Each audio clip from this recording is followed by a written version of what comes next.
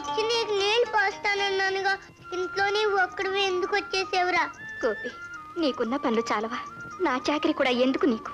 అదేమిటి, నీవు దిక్కులేని వాడివి, నేను దిక్కులేని వాడిని. నీవు నాకు తోడు, నేను నీకు తోడు. నీకు సాయం చేస్తుంటే నా బాగుంటుంది. రా, నీళ్ళు పోస్తానే.